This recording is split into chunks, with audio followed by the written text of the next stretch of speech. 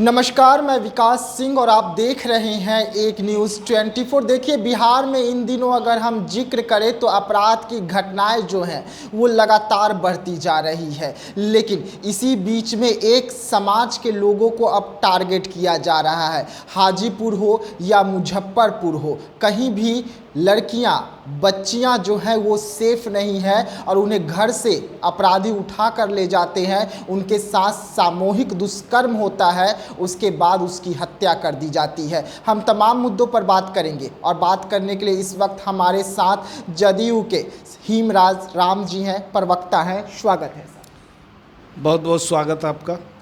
जो घटनाएं सर इस वक्त बिहार में हो रही है, खास करके रेप की घटनाएं में जो इजाफा हो रही है, आखिरकार सरकार और पुलिस प्रशासन की जो खौफ होनी चाहिए थी अपराधियों में, वो खत्म क्यों हो गई? देखिए, कहीं अपराधियों में माने जो सरकार के प्रति, पुलिस के प्रति जो खौफ है वो ख़त्म नहीं हुआ है। ये आप जो आरोप लगा रहे हैं, दरअसल 2005 से पहले की जो ये हम आरोप नहीं लगाए हैं। नहीं, जो 2005 से पहले की जो स्थिति थी कानून व्यवस्था की, 2005 के बाद नीतीश कुमार जी जब से आए हैं, सत्ता शासन संभाले अपने हाथ में, बिहार की सारे हालात बदल गए हैं। पहले अपराधियों को बचाने का काम सत्ता के संरक्षण में बैठे हुए लोग, सत्ता में बैठे हुए लोग करते थे और अपराधियों को संरक्षण देते थे।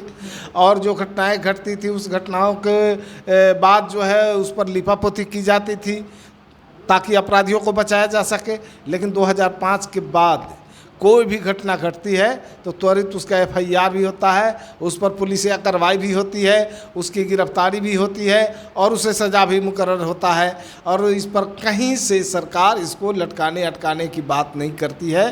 पूरी ईमानदारी से, निष्ठा से, त्वरित कार्रवाई के तहत उस पर कार्रवाई होती है। लेकिन मुजफ्फरपुर में जो घटना निकलकर सामने आई है, 11 तारीख का घटना है, अब तक तो आपकी पुलिस एक को भी गिरफ्तार नहीं कर पाई है, जबकि मामला इतना संगीन है। नाबालिग बच्ची के साथ में सामूहिक दुष्कर्म हुआ है, उसको दर्दनाक मौत दी गई है, उसके बाद भी आपकी पुलिस बैठी हुई है।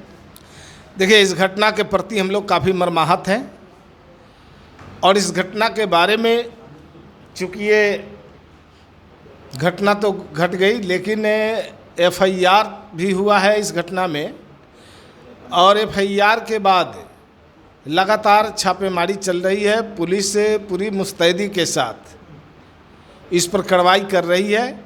इस घटना में एक व्यक्ति को नामजद अभियुक्त बनाया गया है और अज्ञात 4-5 व्यक्तियों का इसमें संलिप्तता में नाम आ रहा है और इस पर जांच गहन चल रही है। इस पर मुजफ्फरपुर SSP और मुजफ्फरपुर के तमाम पुलिस पदाधिकारी और जो वहाँ के जो सरैया DSP सहित तमाम पदाधिकारी इस पर बड़ी मुस्तैदी के साथ काम कर रहे हैं। इसमें अभी तक गिरफ्तारी तो नहीं हुई है, लेकिन इस घटना के लिए गिरफ्तारी के लिए SIT का गठन भी कर दिया गया है और डॉग स्क्वाड भी उस पर जा कर के इस घटना के संबंध में जो जांच की जो प्रक्रिया होती है वो पूरा किया गया है। और इस पर जो घटना के बाद जो पीड़िता के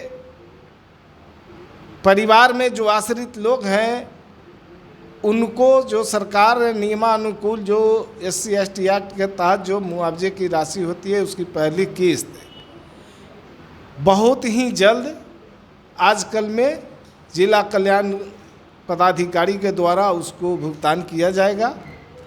और जो अभियुक्त के गिरफ्तारी की बात है उस पर SIT का गठन हो चुका है और अविलंब ही जो अभियुक्त है उसकी गिरफ्तारी होगी। बच्ची 14 साल की है सर, जिसके साथ एक घटना का अंजाम दिया गया है। लगातार उससे शादी करने का दबाव दिया जा रहा था। परिवार जब इनकार हो गया तो उसकी इस तरीके से मौत के घाट उतारे गए। पहले कुछ लोग घर में घुसते हैं आधी रात को, बच्ची को उठा के ले जाते हैं, फिर रेप करते हैं, फिर चाकुओं से उसके शरीर पर कई घाव ऐसे देखने को मिल रहे हैं जो साफ तस्वीर में भी नज़र आ रही है। इस घटना के बाद जो पोस्टमार्टम की प्रक्रिया होती है, पोस्टमार्टम भी हो चुका है और पोस्टमार्टम रिपोर्ट देखने के बाद पता चलेगा कि क्या रिपोर्ट में है। लेकिन एक बात तो ज़रूर है कि ये अमानवीय घटना है और ऐसी घटना की निंदा जितनी की जाए कम है और इसमें अभियुक्तों को कड़ी से कड़ी सज़ा मिले, ये हम लोग चाहते हैं। हम काराकाट की जिक्र कर ले, सारण की जिक्र कर ले, हाजीपुर की जिक्र कर ले, मुजफ्फरपुर की जिक्र कर ले, कुछ दिनों से एक टीम आपको नहीं लगती कि एक्टिव हुई है जो दलित के परिवारों पर टूट रही है?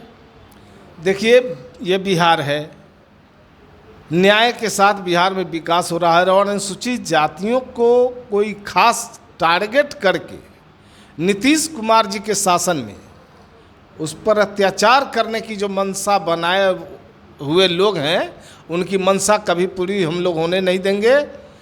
और जो घटनाएं घटती है, एक चीज़ तो मैं बता देना चाहता हूं आपके चैनल के माध्यम से कि जो भी छोटी बड़ी घटनाएं घटती है, किसी भी अपराधी को बख्शा नहीं जाता है और किसी को भी, अगर कोई भी हो अपराधी पाताल में भी छिपा होता है तो पुलिस उसे पाताल से भी ढूंढ के बाहर लाती है और उसे कानून के हवाले करती है, कानून उसे जो है सज़ा मुकर्रर करती है। बिहार में अपराधियों के साथ किसी तरह का कोई समझौता नहीं होता है और किसी भी आपराधिक घटना के बाद उसके कार्रवाई में कोई लटकाने, अटकाने और भटकाने की बात नहीं होती है।